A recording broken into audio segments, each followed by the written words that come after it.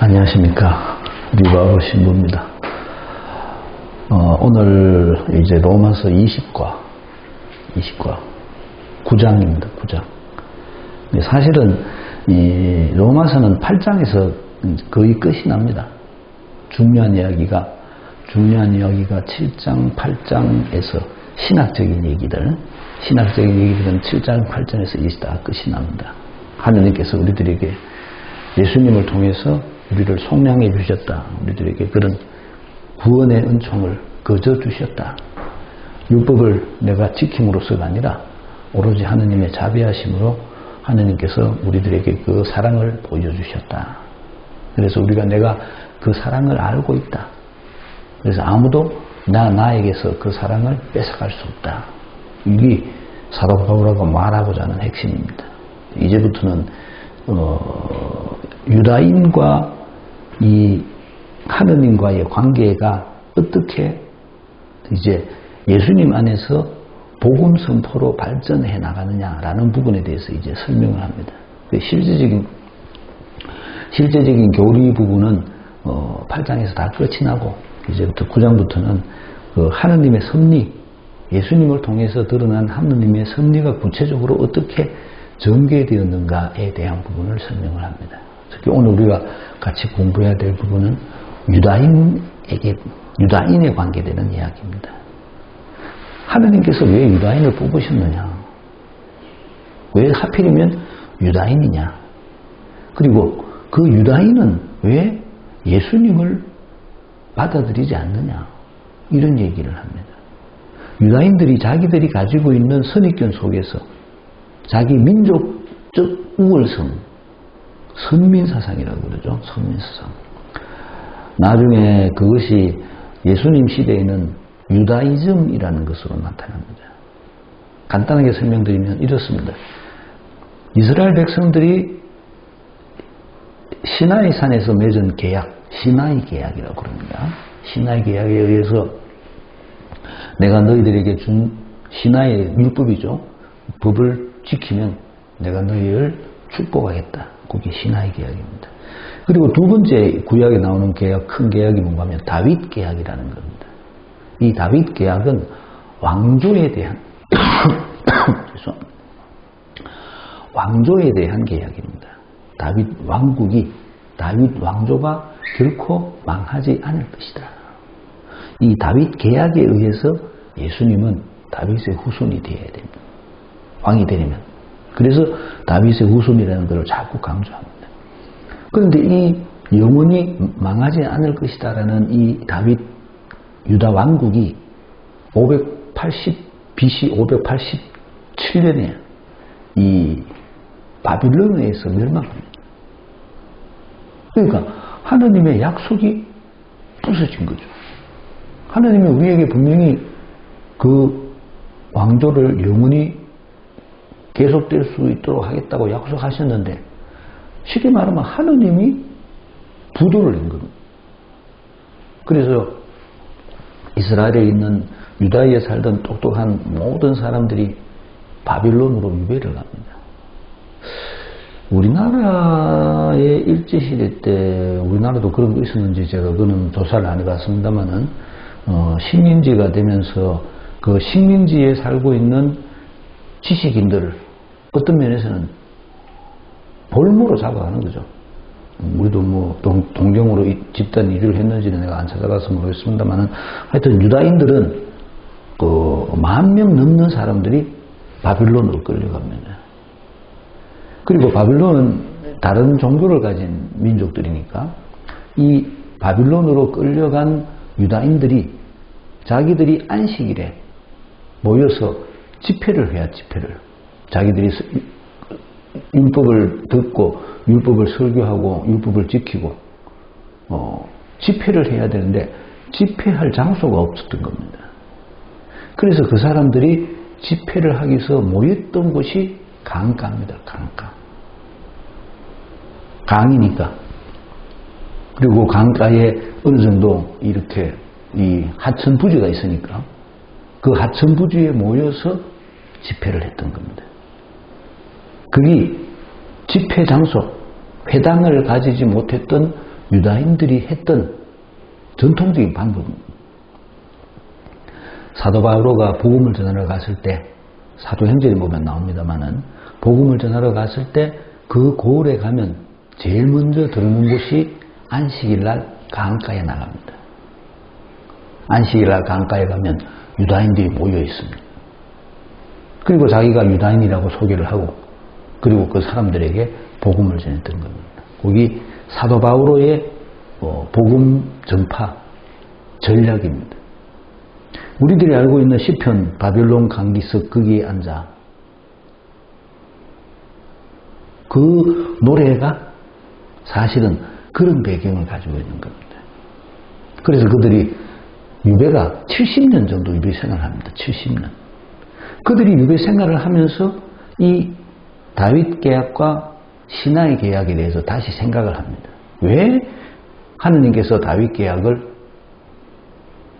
지키지 않으셨는가? 지키지 않았다는 표현보다도 무시했다, 미뤘다, 좋은 표현으로 미루셨는가에 대한 자기들 반성이 있었고, 그 반성의 결과가 우리가 시나이 계약을 지키지 않아서 그랬다는 겁니다. 그래서 그들이 유배에서 돌아오자마자 제일 먼저 했었던 일이 율법을 지켜야 된다는 겁니다. 그래서 우리들이 지금 예수님 시대에 있었던 그 율법주의, 그 율법주의가 그때부터 시작이 됐던 겁니다. 철저하게 율법을 지키고, 그리고 메시아를 기다리면 그 메시아가 오셔서 다시 우리 왕국을 영성하게 해 주실 것이다. 여기 유다이즘입니다. 유다이즘. 시오니즘, 유다이즘, 그렇게 표현을 합니다. 그런 것들이 배경이 되어 있었다는 겁니다. 거기 유다인들이 가지고 있었던 선민의식입니다. 하느님께서 우리를 뽑아주셔서 우리 민족에게 구원을 주셨다. 우리 민족을 통해서 세상에 구원을 주셨다. 우리는 하느님에게 뽑힌 민족이다. 여기 유다인들이 가지고 있는 근본 사상입니다. 그런데 사도 바오로는 그들에게 네가 핏줄로 유다인이라고 해서 네가 하느님의 자녀가 되는 건 아니다, 이 얘기를 하는 거죠. 네가 진짜 하느님의 자녀가 되기를 원한다면 복음을 믿어야 된다는 거예요. 예수님을 주님으로 고백해야 된다는 거예요. 그런 믿음이 있을 때 네가 진짜 하느님의 자녀가 되는 것이지, 네 핏줄이, 유다인이라는 네 핏줄이 너를 자동으로 하느님의 자녀가 되도록 만들어주지는 않는다, 이 얘기를 합니다. 그러면서 덧붙이면서 말씀하시기를, 유다민족을 뽑아준 것도 너가 유다인이기 때문에 유다민족을 뽑은 것이 아니고, 유다민족을 계속 올라가면 아브라함에게 가는데, 하느님께서 아브라함을 선택하신 것도 아브라함을 통해서 당신의 자비를 보여주기 위해서 아브라함을 선택한 것이지, 아브라함이 무슨 자격이 있었기 때문에 아브라함을 선택한 것이 아니라는 겁니다. 하느님께서 아브라함을 선택하신 것도 하느님의 자비하심이고, 그리고 아브라함은 하느님의 그 자비하심을 받아들였다는 겁니다. 받아들였다는 말은 하느님의 말씀에 순종했다는 거예요. 그러므로 인해서 아브라함의 믿음을 보고 하느님께서 아브라함을 선택하신 것이지, 아브라함이 뭔가가 잘났기 때문에 선택한 것이 아니라는 거예요. 모든 것이 하느님의 자비하심을 드러내기 위한 하느님의 섭리의 한 부분이었고, 아브라함은 하느님의 그 섭리를 받아들여서 하느님의 섭리에 순종하면서 살았던 사람이라는 거예요. 그렇기 때문에 유다인들이 선택된 민족이 된 것이지, 그 민족 자체가 뭔가 특별한 게 있어서 그렇게 된 것이 아니라는 겁니다. 착각하지 마라. 언제나 하느님은 너희를 포기할 수 있다.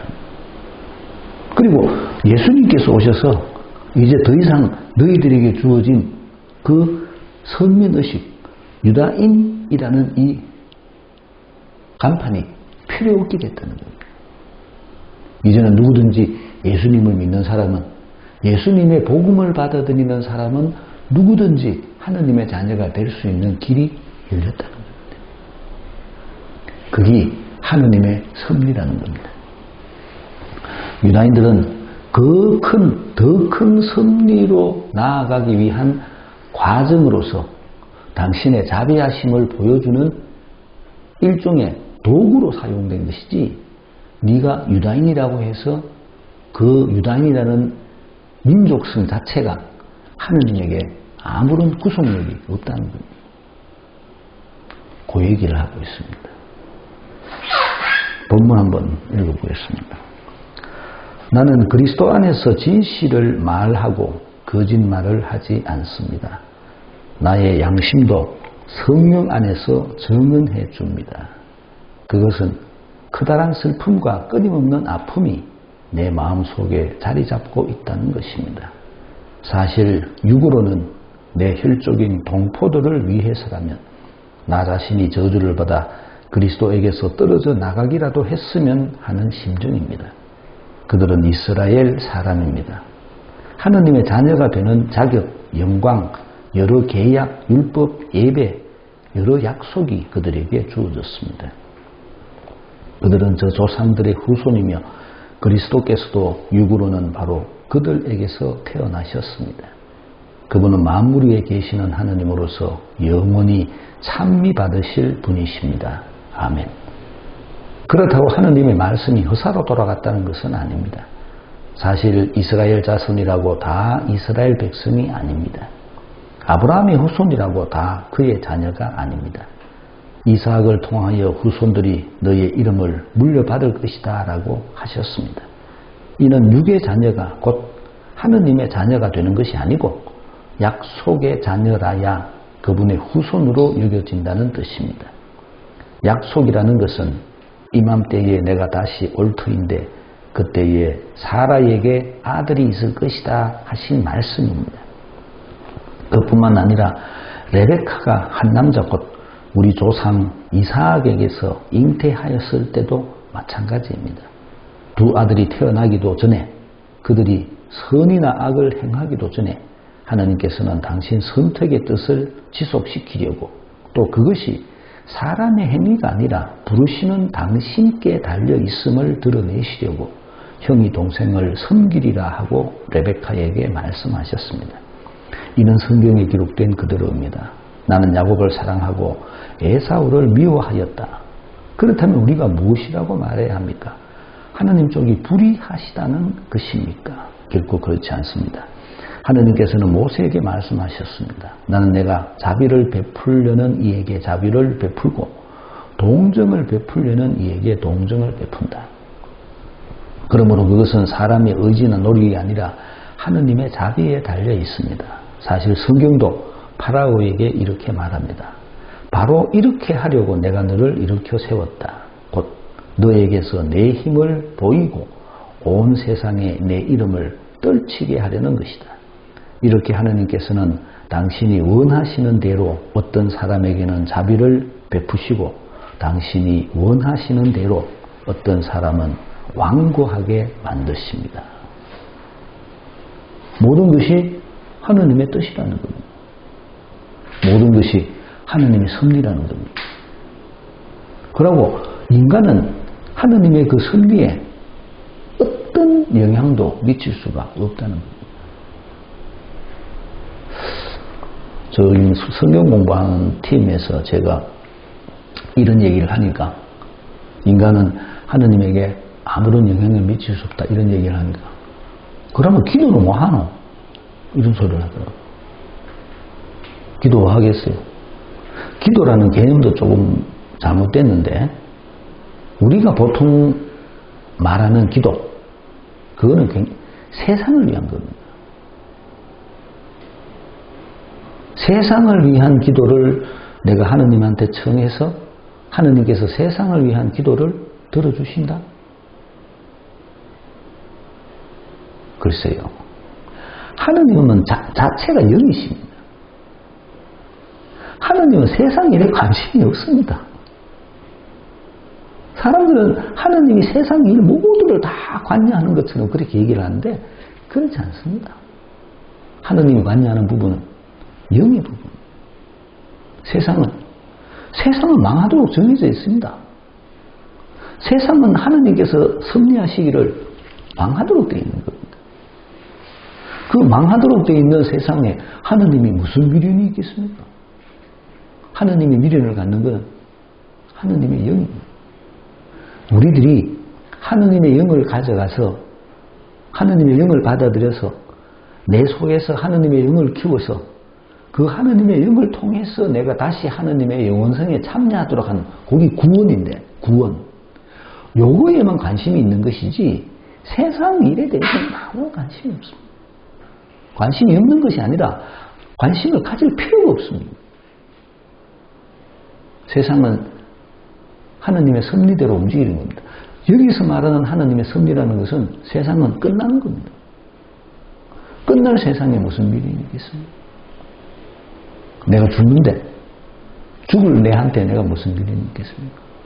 지금이야 내가 육신이 멀쩡하니까 살아있는 것처럼 언제까지나 살 것처럼 생각하고 몸도 꾸미고 별짓을 다 하지만 만약에 내가 병원에 가서 암 선고를 받았다. 니 좀 이따가 죽는단다. 그럼 내가 할 수 있는 게 뭐 있겠습니까? 암 선고를 받아서 인간의 나이에 인간의 눈으로 볼 때 1년 후에 죽는다.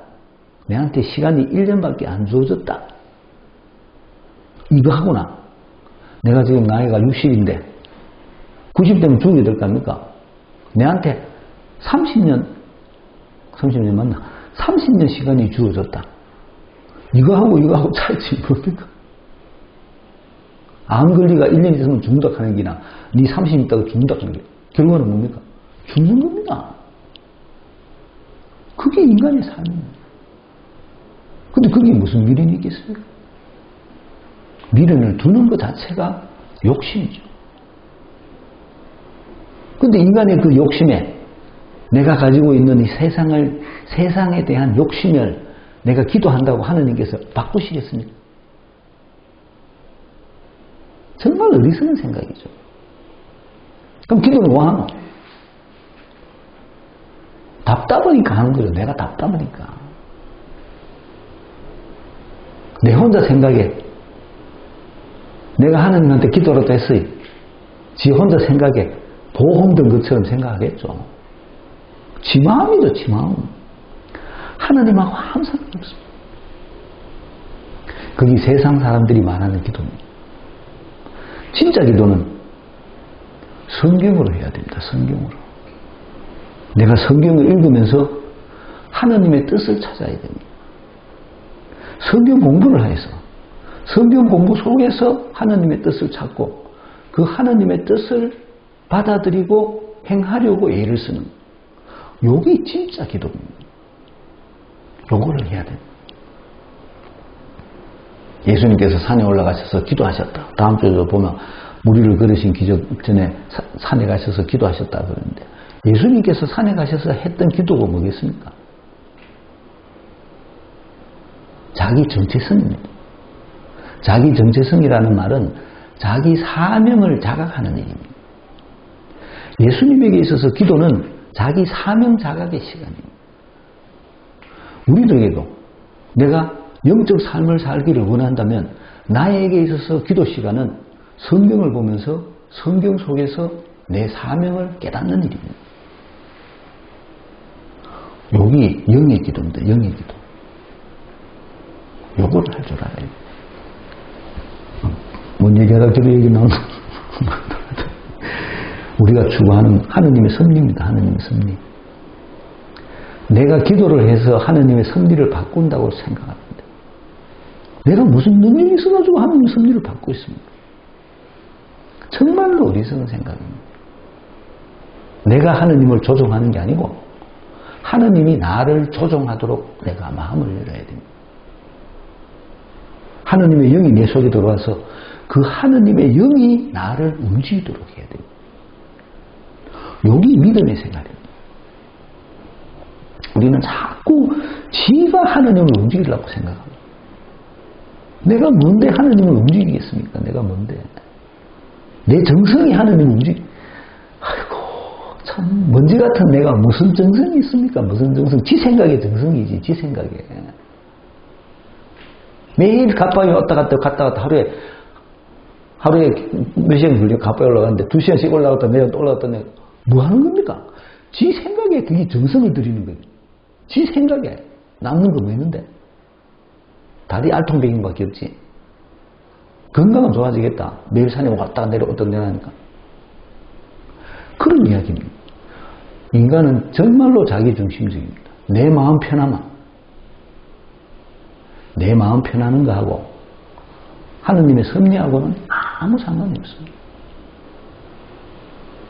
내 마음 편하는 거하고 내가 영의 삶을 사는 거하고도 아무 상관이 없습니다.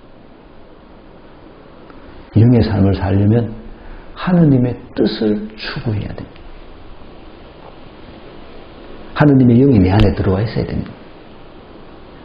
그 영이 나를 움직여야 됩니다. 그게 영의 삶입니다. 그게 믿음의 삶입니다. 하느님의 섭리에 순종하는 것. 내가 하느님의 섭리를 받아들이고 하느님의 섭리에 순종하는 것. 내가 하느님을 움직이는 게 아니고 사도 바오로가 그 얘기를 합니다. 앞부분 한번 봅시다.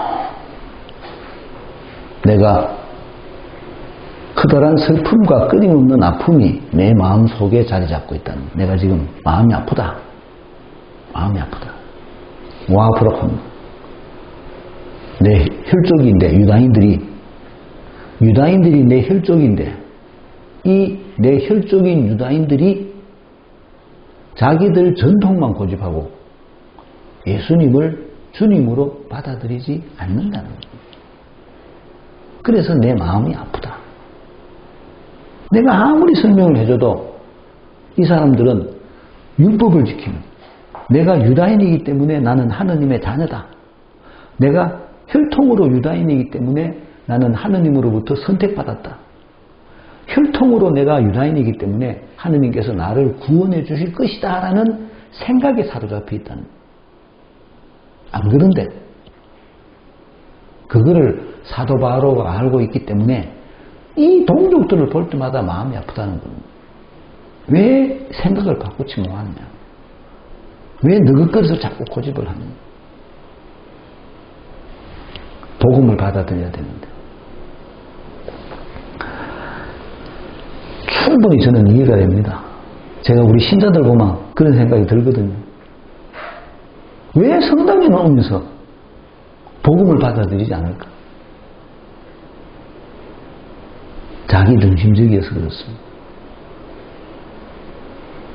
건너가야 됩니다. 건너가기 위해서는 내가 죽어야 됩니다. 그리스도 안에서 죽고 그리스도 안에서 새로 태어나고 이거를 경험해야 됩니다. 이거를. 안타깝게도 대부분의 사람들은 미사 참석하고 와서 내 소원을 비는 그게 믿음이라고 생각을 합니다. 하느님의 뜻을 받아들이는 게 믿음입니다. 유다인들이 그렇다는 거예요. 유다인들이. 사도 바오로가 보기에 유다인들이 그렇다는 겁니다. 육으로는 내 혈족인 동포들을 위해서라면 내가 유다인이니까 그죠? 나도 내가 혈족으로 유다인입니다. 나 자신이 저주를 받아 그리스도에게서 떨어져 나가기라도 했으면 하는 심정입니다. 내 혈육으로 보면 내 혈육으로 생각하면 내가 사실 예수님을 안 믿는 게 낫다 이 말이에요. 예수님이 그만큼 내한테 목숨보다 더 소중한 분이신데 내 혈육을 생각하는 것 같으면 차라리 내가 예수님을 몰랐으면 더 안 좋았겠나 그 소리입니다. 정말로 솔직한 얘기입니다. 그들은 이스라엘 사람들입니다. 하느님의 자녀가 되는 자격, 영광, 여러 계약, 율법, 예배, 여러 약속이 그들에게 주어졌습니다. 모든 것이 그들에게 다 주어졌다는 거 하느님의 섭리에 의해서 모든 것이 그들에게 주어졌는데 이 사람들은 그 약속의 작은 부분입니다. 작은 부분. 유다인들의 구약이라는 것은 진행 과정이라 그랬죠. 진행 과정. 실제적인 목표는 신약입니다. 실제적인 목표는 예수님이신데 이 예수님에 비하면 아무것도 아닌 그 작은 과정들에 묶여 있다는 겁니다. 그게 다라고 생각하고 그 얘기입니다. 자격, 영광, 계약, 율법, 예배, 약속 이런 것들은 예수님에 비하면 없어도 되는 것들인데 여기에 지금 묶여 있다는 겁니다. 그들은 저 조상들의 후손이며 그리스도께서도 육으로는 바로 그들에게서 태어났습니다. 그분은 만물 위에 계시는 하느님으로서 영원히 찬미받으실 분이십니다. 예수님도 유다인이었다는 겁니다. 육의 관점에서. 그런데 이 육의 관점을 뛰어넘어서 영의 세계로 들어가야 된다는 겁니다. 그러면 육에 있어서의 모든 어떻게 말하면 조건, 자격, 육에 관계되는 모든 조건이나 자격이나 어떤 질 이런 것들은 소용이 없다는 겁니다. 영의 세계에 들어가면 영의 세계는 어떤 세계? 모두가 동등한 세계. 여기 들어가 여기 내가 예수님의 말씀을 받아들이고 그 예수님의 말씀에 순종하면 내가 영의 세계에 들어갑니다. 영의 세계에서는 육에 관계되는 모든 것들이 아무 의미가 없다는 겁니다. 그런데 사도 바오로가 보기에 유다인들은 아직도 육의 세계에 머물러 있으면서 지가 선택받은 사람이라고 말하고 있다는 겁니다. 얼마나 답답하겠습니까? 그 얘기를 지금 하고 있는 거예요. 하느님의 말씀이 흑사로 돌아갔다는 것은 아닙니다. 이스라엘 자손이라고 다 이스라엘 백성이 아닙니다. 이제 구별합니다. 아브라함의 후손이라고 다 그의 자녀가 아닙니다. 이삭을 통하여 물려받을 것이다. 육의 자녀가 하느님의 자녀가 되는 것이 아니고 약속의 자녀라야 그분의 후손으로 여겨진다는 뜻입니다. 그런데 그런 얘기가 구약에도 있었다는 겁니다. 구약에도 혈육으로 모든 것이 다 이루어진 것은 아니었다는 겁니다. 구약에서도 하느님의 섭리가 하느님의 원의가 벌써 작용하고 있었고 그 하느님의 원의를 받아들일 줄 아는 사람만이 믿음을 가진 사람, 약속을 실행하는 사람이라고 그렇게 불렸다는 겁니다. 그러고 들면서 예를 드는 게 이제 사라에 대한 얘기를 듭니다. 사라. 그리고 이삭에 대한 얘기를 듭니다.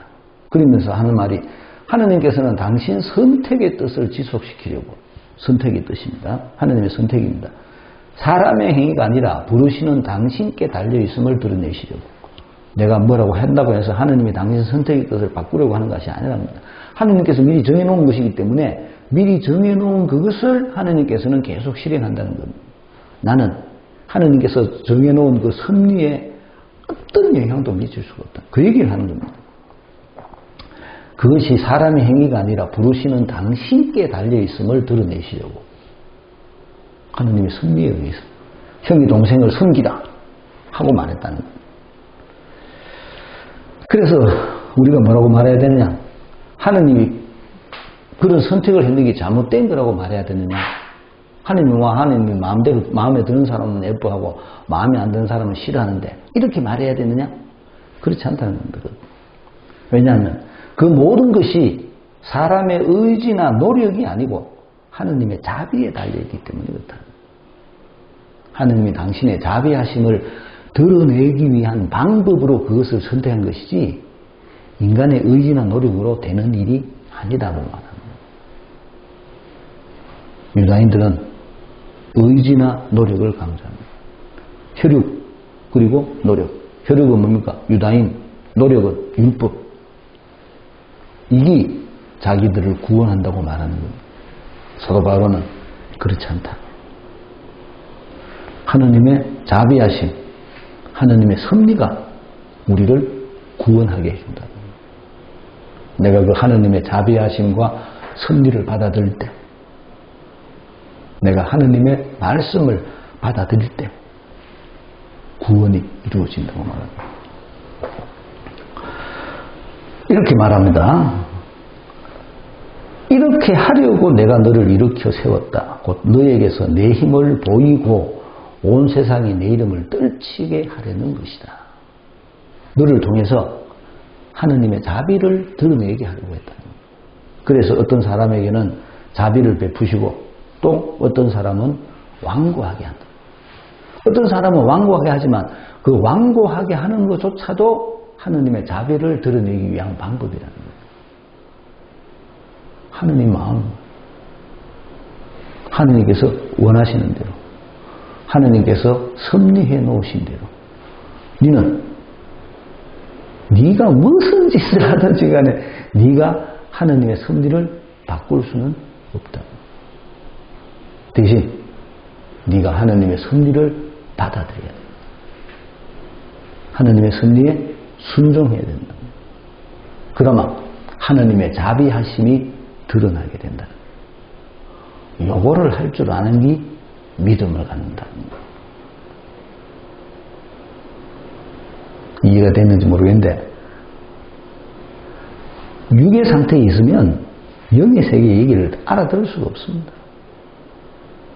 내 시선이 세상을 향해 가가 있는데 내 시선이 세상에 가가 있는데 어떻게 보이지 않는 가치를 말할 수가 있겠습니까? 보이지 않는 가치를 받아들여야 됩니다.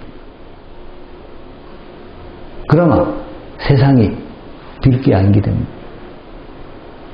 내가 보이지 않는 가치를 받아들일 때 하느님의 가르침을 받아들일 때 영적인 생활을 하면 세상으로부터 자유로워질 수가 있습니다. 그게 신앙이 우리들에게 주는 기쁨입니다. 세상 사람들과는 다른 삶의 모습. 우리는 그거를 추구하는 거예요. 사도 바오로가 유다인들을 예로 들어서 그거를 설명하고 있습니다. 문제풀이 해보겠습니다. 20과 하느님의 이스라엘 선택, 진실만을 말한다. 양심이 성령 안에서 정언한다. 내 마음속에 커다란 슬픔과 아픔이 자리 잡고 있다. 육의 관점에서 그리스도에게서 떨어져 나가기를 바란다. 그리스도도 그들 핏줄로 태어나셨다. 하느님의 말씀이 허사가 된 것은 아니다. 육의 자녀가 아닌 약속의 자녀가 그분의 후손이 된다는 뜻이다. 약속은 말씀, 선택의 뜻을 이루시려고 당신께 달려있음을 알게 하시려고 말씀, 모든 것이 하느님의 자비에 달려있다. 당신이 원하시는 대로. 1번, 자신이 진실을 말하고 있음을 사도 바울은 누구 안에서 증언하고 있습니까? 그리스도 안에서. 그리스도께서 진실하신 분이시니까 나는 그리스도와 안에서 그리스도의 말로서 내가 얘기를 한다는 이야기입니다. 2번, 커다란 슬픔과 아픔이 마음속에 자리 잡고 있는 이유는 무엇입니까? 커다란 아픔과 슬픔이 자리 잡고 있는 유다인들이 밑에 27절에 나오는데 밑에 나중에 한번 찾아보십시오. 유다인들이 예수님을 믿지 않는 것이 이유입니다. 커다란 슬픔과 아픔이 자리 잡고 있는. 3번, 그리스도에게서 떨어져 나가기를 바라는 육의 마음은 누구를 위한 마음입니까? 동포를 위해서, 내 동족들, 내 동포를 위해서. 내 동포들이 예수님을 믿지 않으니까 차라리 내가 예수님을 몰랐으면 내 동포들하고 같이 있을 수 있지 않았겠느냐 그 말입니다. 4번, 이스라엘 사람들에게 주어졌던 여러 약속들을 나열해 봅시다. 자격, 영광, 계약, 율법, 예배, 여러 약속 있죠. 그런 것들이 그들이 주어졌다는 겁니다. 근데 이것도 혈육에 대해서 혈육에 대한 이야기가 아닙니다. 엄밀히 말하면 아까 얘기했듯이 약속입니다. 약속을 받아들인 사람, 약속을 받아들인 사람들. 5번, 육으로는 그들에게서 태어나신 그리스도를 바오로는 어떤 말로 찬미합니까? 그들의 제 조상들의 후손이며 그리스도께서도 육으로는 그들이 만물 위에 계시는 하느님으로서 영원히 찬미받으십니다. 만물 위에 계신 하느님. 이 말은 무슨 소리예요? 세상에 속해 있지 않다는 소리입니다. 만물 위에 계십니다. 그렇죠? 세상에 속한 거 아닙니다. 6번, 하느님의 말씀이 허사로 돌아가지 않은 이유는 무엇입니까? 6절 7절입니다. 어떻게 성취됩니까? 약속의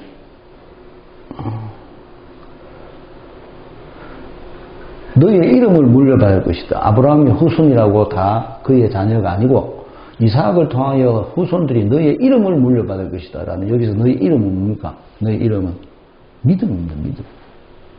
왜? 아브라함 믿음의 조상이잖아요. 그렇기 때문에 혈통으로 내가 아브라함의 후손이다라는 것이 중요한 것이 아니라 아브라함이 가졌던 믿음을 내가 갖는 게 중요한 얘기라는 거예요. 아브라함이 가졌던 믿음은 뭡니까? 그거는 하느님의 말씀에 대한 순종입니다. 7번 참으로 그분의 후손으로 여겨질 사람들은 어떤 사람들입니까? 약속의 자녀라야 그분의 후손으로 여겨진다는 뜻입니다.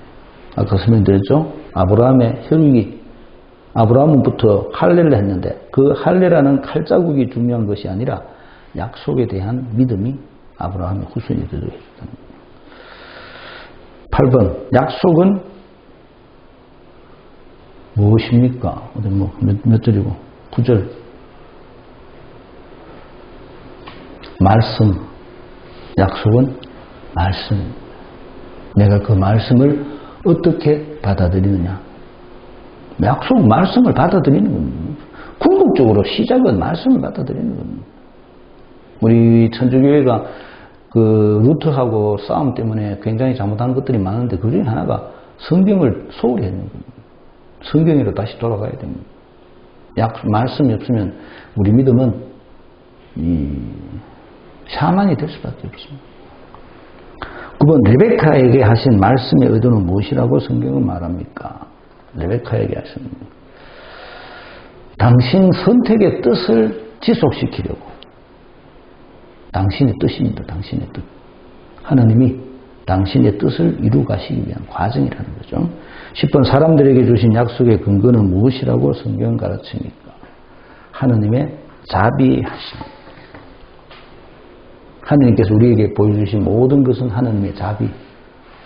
내가 그 하나님의 자비를 받아들이고 그거를 행하면 나를 통해서 하나님의 자비가 세상 사람들에게 보여지는 겁니다. 여기 믿음. 사도 바오로가 그거를 설명합니다. 하나님의 말씀을 받아들이고 그 말씀을 실행해서 하나님의 자비를 드러낼 수 있도록 그렇게 노력합시다. 마치겠습니다. 안녕히 계십시오.